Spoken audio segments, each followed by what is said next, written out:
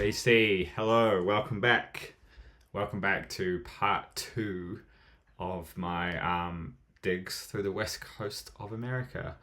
Here we are. I will just say I just want to spend like 5 minutes on a couple of housekeeping things at the beginning, and then we'll get into the video.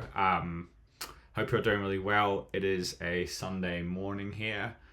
Finally found some time to sit down and get my thoughts together and do this video. The first thing you'll probably notice is my channel has had a rebrand. It's not really a rebrand. I just sort of changed the name and I thought I'd give it a logo and stuff like that. So don't worry, I'm not going to be asking for likes and subscribes. I don't think I've ever done that. I won't be asking for Patreon or t-shirts or becoming a brand, so to speak. I was just, funnily enough, I was at one of the Women's World Cup games here in New Zealand, which has been so amazing, by the way. Really impressive. So cool to go to a World Cup game in my city. I went to 5 games in total, which I was really happy with. I was just talking to a mate there, and he was sort of saying, like, your surname is Buttery. You have to be called Buttery Digs. Like, it just makes sense. And it sort of convinced me. And he's like, on top of that, you're a graphic designer. If anyone can do your own logo, you should just do it. And I was like, oh, you're right. Like, he's like, your channel is just your name and a photo of a Don Cherry album cover. Like, you may as well, why not just have fun with it? And I was like, oh, maybe he's right. Maybe I should be. And so for the other part of the housekeeping, I was starting to think about how I could get better at responding to your comments that I do really appreciate, and I do read them all, but I just never get around to responding to them. I'm just really bad at typing and texting in general. So I thought what I could do is I could spend a couple of minutes at the beginning of each video just going through the comments from the last video and just respond to a few of them verbally, just very quick. Like, I'll just pick a few of the comments that I read and just say a few things about them. So in future videos, I'm going to try and do it so I can kind of put up the comments on screen while I talk about them, but I can't get it working in this new app that I'm using. So I'm just going to kind of flick through a few of them and just respond to them verbally really quick. Dan at Vinyl Fury said that I should be showing my Third Eye Blind records. I probably should. I'm considering doing a video of records that I've never shown before, or maybe don't fit with the sort of records I show in videos these days.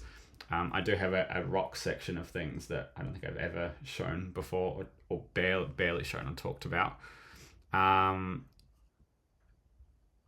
Paul over at X Junkie NL, hope you're doing well. Tom, High Rant District, sort of said that his expectation in other countries is to find records that are uncommon in his country but probably common over there. Yeah, that's definitely really true. Which, yeah, I guess I should just, if I didn't explain in the last video, I guess I didn't know what to expect from a lot of the stores, especially the high quality stores over there, because if you look at social media now, you just get pumped with everyone showing really rare and expensive records, and when you look them up on discogs, they're sort of $400 or $500. And I thought maybe those things are just available in the stores in the US, and they're a lot cheaper. I don't know, but that's not necessarily true. I guess I've learned that people are just paying stupid money for records. You know, that just seems to be how it is. Yeah, Needle Groove, Kieran. Yeah, Vancouver, tough for digging. Definitely what my experience was. Bass Junkie, hope you're doing well. We had a good chat. I had a good chat to Tom. We mentioned you a few times. That was really cool. Alex Moderick, yes, I read your comment about the LAFC games. I bet you they're crazy. I can't even imagine. Fred, absolute firm favorites of mine. Yeah, I'm very jealous that you got to see Broken Social Scene. That's super cool. Fat City Vinyl. Yeah, I kind of was going to try and reach out to you to see if we could figure out some sort of catch up, because I know you're from that part of the world, but I was in Vancouver for like a day and a half, so I didn't really have any time. It would have been great to catch up. Dave at the VC Ambassador, what is the Tender Moment still playing in the background? Honestly, the sound of my own voice with no background music is really grating to me. So I just went online and I just found some ambient background music that was like 35 minutes long and chucked it in there. Vinyl Richie, thank you for watching. Hope you're doing well. I catch up with their videos every now and again. Headley. Yes, I know what you mean. I'm sorry. I know that Stud Spider isn't a particularly great Tony Joe White song, but it's a track that I really like. And it's definitely not a song that's not slow and groovy. And it's not representative of what he can do, but it's just a track that I really like. Sort your life out, James. Yeah, and that was all really. There's quite a few other ones here and there, but they're the ones that I just thought I would respond to. And that's all. So that was hopefully 5 minutes of housekeeping. We'll have to see how that works out. And into the record finds.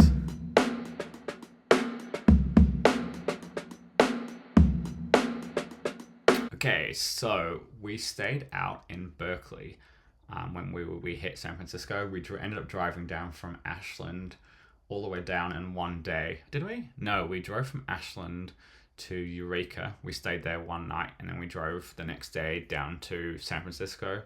I think it took most of the day to do that. And then, we stayed out in Berkeley. I was excited about Berkeley because I know that Amoeba was there and there's a few other cool record stores there nearby. But also because I know Berkeley from the address label of the OJC and the Fantasy reissues. I know Fantasy Records are based in Berkeley.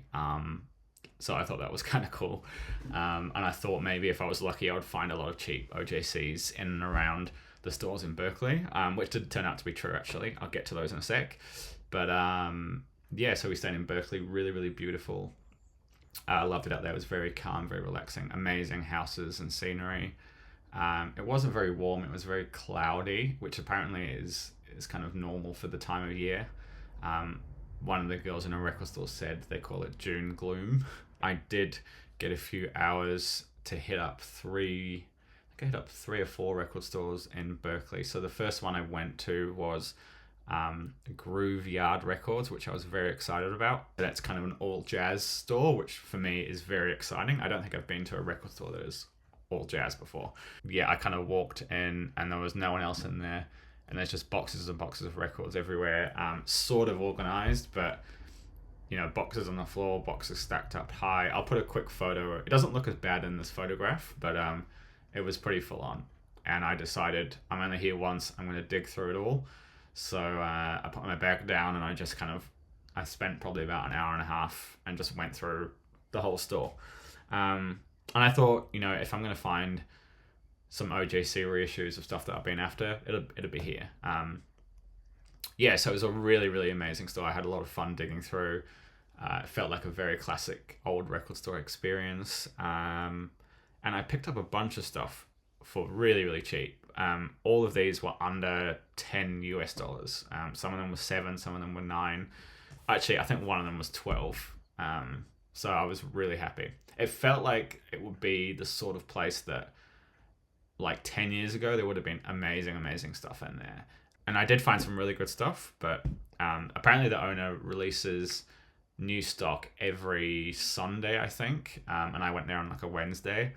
But yeah, I did find some cool stuff. This had been on my list for a while, the John Carter Octet Dulway. And I'm really, really, really glad to find this. I know this has been reissued recently, I think, but this is an original on the wonderful Black Saint. Now, this record, I think, is really, really amazing.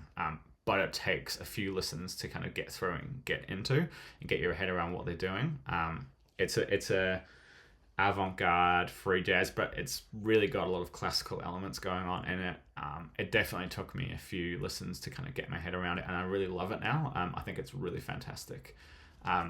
I've pulled this out because I would say if you are familiar with this record here, the Billy Bang Outline No. 2 record, it's not that far off. It has a very similar sensibilities. Yeah, so I guess you would call it avant-garde experimental jazz. Really strong classical leanings on here.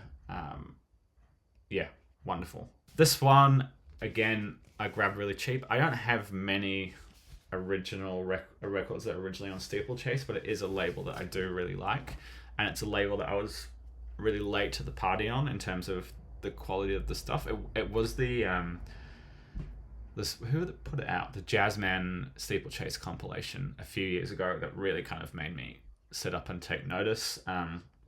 Yeah, I found this obviously cut out, and I knew it because one of the pieces, I think it's the track Visitation, is on the Steeplechase compilation. And I was like, what an interesting lineup here. Teramasu Hino is on here. And Sam Jones is someone that I'm not massively familiar with. I've got lots of things where he plays on it, but I've never really paid attention to his playing. So I thought, this is a no-brainer for the price, for the cover, which I think is a really beautiful thing. I'd give it a go, and it is really good. It sort of fades off a little bit on the back side of side 2, but the first half is absolutely wonderful. Do check out the opening track called Occurrence on here to get the vibe of what's going on. Wonderful playing. Hino's playing is fantastic on this. Every time I hear him, I go, I should really investigate more of his stuff, because I really like it, and it has a really lively, bright feeling. He's a very technical player. Yeah, wonderful. I did pick up another on Steeplechase, which is here. This is New Life Joe Bonner Trio. I don't know what to say about this one, because I don't have any solo Joe Bonner records. I've got records that he plays on, where he's in the mix with a lot of more loud or experimental things. So I've never really had a chance to listen to what he can do, in a really small setting. This is a trio setting, and it came out in 1988. So Joe Bonner, Hugo Rasmussen, and Arg Tangard. I don't know who these other two people are, and it does feel like they've said Joe is the hero here, and the other two just take a backseat, don't do anything flashy or technical, let Joe do the work. And it is really nice, and it is really beautiful. And there's some interesting parts, but there's also some very kind of ho-hum parts to it. It's not really an essential listen, I would say. It's very nice, very pleasant. A digital recording from 1988, but I thought I would give it a crack, just because I thought it would be an interesting listen, and it's kind of an interesting listen, but it feels very safe. Okay, well, again, these are all sort of like cheap records, so no grails, nothing big, but things that I just had been after sort of for a while, and I can put them back. This is a Dexter Gordon Tower of Power. This is an OGC pressing. Sounds absolutely fantastic. I'd been after this record from a very, very long time. So it was one of the first jazz records that I was aware of, because I loved the cover. Before I was really familiar with any of these players or even what Prestige was, I just always thought this was a fantastic cover. And I know it's not an outstanding, excellent, top-class piece of jazz music, so I never wanted to buy it online or really track it down. I just knew I'd find a copy eventually.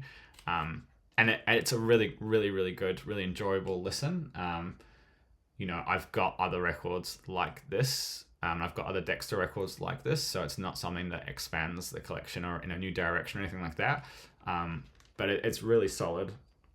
It's kind of done at an interesting time, because at this point, Dexter was over in Denmark recording a whole bunch of stuff on the Steeplechase label, but this was actually, he popped back and recorded this album back in the US, with a whole bunch of US musicians, Barry Harris, Buster Williams, amazing musician, Al Tootie Heath, and James Moody. So yeah, it's kind of, there's the liner notes sort of say they want him back in the US, and they're very sad to see that he's kind of over there, and relocated in Denmark. But yeah, this is a very interesting, apparently it's the first meeting of Dexter Gordon and James Moody on saxophone. So this is very, very much a blowing thing. Lots of saxophone work going on. Very lively, very punchy. Yeah, Another one that I was kind of curious about. This is Charles McPherson's self-titled record on the Mainstream label. Again, nothing groundbreaking, but it's a really fun, really vibrant jazz record. It sounds fantastic. There's a lot of energy in the recording, and the band really groove together. The wonderful Ron Carter on bass, and Charles McPherson alto sax. Now, I'm not super familiar with his work, to be honest, but I really like this. It's a really fun, grooving record. Funky bass playing. It's almost, I guess you would say it's basically almost a soul jazz record. You have a really, really cute, is that the word? It's kind of cute, a cute cover of What's Going On by the great Marvin Gaye.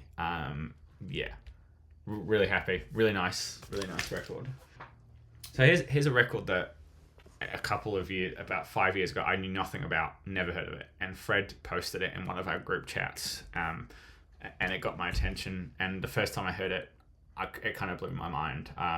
This is Kip Hanrahan, Coup de Tete.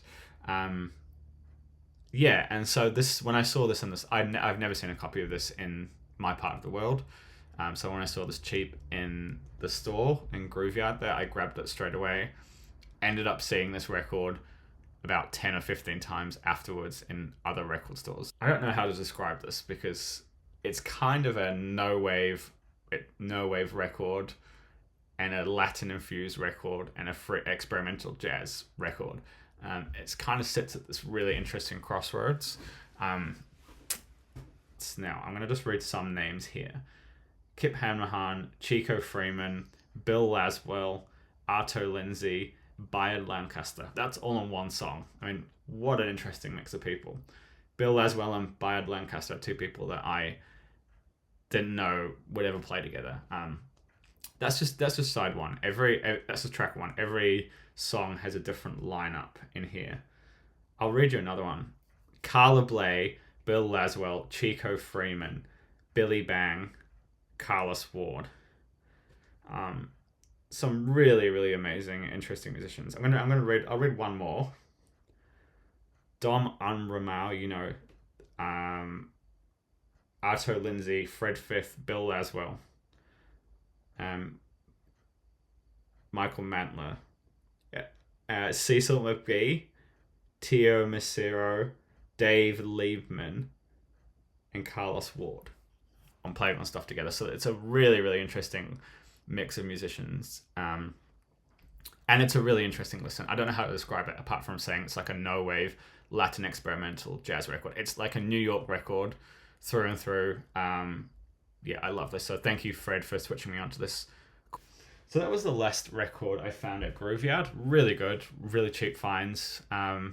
Walked out there feeling very happy, and I think I either caught an Uber. No, I think I walked all the way to Stranded Records Oakland, which I was very excited about because I'd heard very good things. So here's what I found. Okay, so I hit up Stranded Records in Oakland. I didn't really know what to expect, but I was kind of blown away with the selection, new and secondhand stuff. It reminded me of some of the record stores in Melbourne that are really well curated. Really wonderful store, really wonderful space. They were playing some killer music. Everything was really well labeled and organized. And I found some really great stuff. The first one is this record here, which is called The Violet Flame by Joel Andrews. Now, this is like a private press record. It's kind of it's a harp record. It's basically a new age harp record is how I would describe it. But really, really beautiful. It's mainly solo harp with little bits and pieces going on in the background. It's distributed by the non-profit New Age Corporation. I can't remember how I knew about this. I think somebody posted it in one of the Facebook pages a while ago. I think Anthony picked up a copy, and yeah, it was there. And I paid. It was pretty cheap for what it was, and I thought it was going to be really noisy, but I gave it a deep clean here, and it's come out almost perfect. Love the cover, but yeah, it's kind of just a really beautiful, relaxing, an ambienty, new agey harp record. Really beautiful. Look at that cover. Joel Andrews, The Violet Flame. The second one is a Blue Note record. I did find a nice early copy of this. I don't know what pressing it is. I don't really care enough to look into the grooves or whatever. I think it's like a 1969 or something pressing of it. But I did have a dodgy sort of unofficial version of it. So I'm not going to speak about this record too much. It's an absolute classic. Lee Morgan, The Sidewinder. Really, really happy to get an upgrade copy of that one.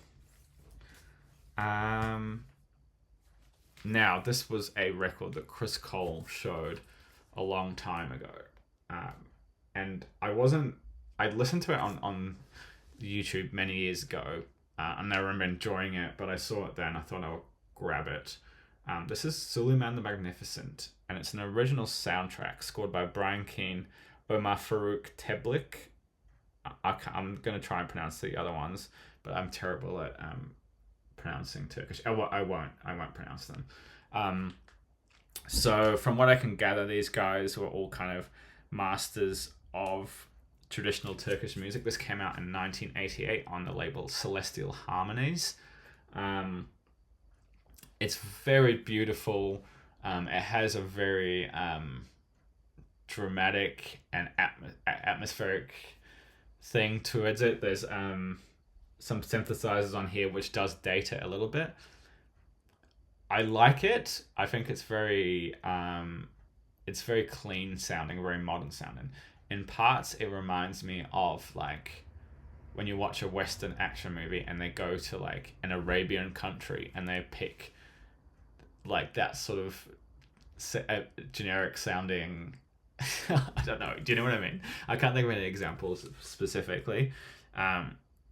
It is really beautiful and it is very powerful. It's just some of the synthesizers throw me off a little bit, and the recording, it's very well recorded. But I guess my ears are used to or prefer this sort of stuff that sound a little bit more rough around the edges, I guess. And also, I don't know if you can see this, but look at this photo of Brian Keane here. What a legend. Look at that. Like, it's not focusing, but there he is, hanging out on his gear. Suleyman the Magnificent. Directly behind it in the crates, I finally grabbed a copy of this Hamza El Din record, Oud Music from Nubia. Fred spoke about this, coincidentally, a couple of weeks ago on an amazing video he did on the Oud. So I'm not going to talk about this, but I've been after this one for a very long time. I have one other album by him, but this is kind of the one that I was after mainly because of the first side, which is called The Water Wheel, and it's just a 21-minute track, which is really, really beautiful and really powerful. Just voice on Oud. And then the last one is, again, a record that I had paid no attention to until last year, and you all know this record, so I won't spend too much on it. The Allman Brothers band, Eat a Peach. I kind of wanted to find one of these while I was in the US. Didn't really listen to it until recently. I think Fred also showed it in a post. See, I don't really know much. I just copy from other people. In fact, most of my knowledge is just from watching old VC videos back in the day, or looking on Facebook pages. I'm just a regurgitator of information. I'm not a tastemaker. I honestly never gave this band really any attention, and it's for a really, really stupid reason, is because they did the Top Gear soundtrack, and I hate Top Gear and all that Top Gear stands for. So I never really listened to them, which is really silly. And I'm now kind of revisiting their music and realizing that I missed out on a lot of amazing stuff. This is a killer record. Southern rock, country rock, from the first track to the last track. Wonderful. Ain't Wasting No More Time, Melissa. My favorite track is actually I regret opening this gatefold. Is actually just called Blue Sky, which is the second to last track. Look at that. So really nice to find a clean copy. And that was it for there. So next up is kind of, I hit up Hercules Records. I was feeling like I'd spent way too much already, and then the last finds in Berkeley were very coincidental, which I'll get onto in a moment. Stopping for a tea break. Alright, next up I hit up Hercules Records, which is one that I also wasn't familiar with, but someone on the Facebook page recommended it to me. And I loved it. It was a really small store, really well curated. I saw some really crazy records up on the wall. An original Art Ensemble of Chicago, Les Dancers, an original Germs record. They were like 200 US each, which, yeah, was right at the top of my budget. I couldn't do that. But I found a lot of cheap things that I just picked up again. I'm not going to show them, but I did pick up an upgrade copy of Stephen Stills' Manassas. I just had like a New Zealand pressing. So that was really nice. And I picked up some Grateful Dead upgrade copies because mine were really noisy, really cheap. And then I also grabbed this because I didn't have it, Sandoval Fantasias. I've been wanting this one for a while, and more importantly, a clean copy. I have had a copy here before that's been really noisy. Unfortunately, I've tried to clean it a lot, so it was really nice to get an upgrade copy of this. I think this was like $7 US. I saw this, ended up seeing this record a bunch around in America as well, especially in San Francisco. Yeah, wonderful. I think most people will know this record, but yeah, Billy Higgins on drums too. Has an amazing Eastern feel to it. Yeah. I'll if you don't know it, just check it out and I'll let you kind of experience it for the first time. It's a really special record.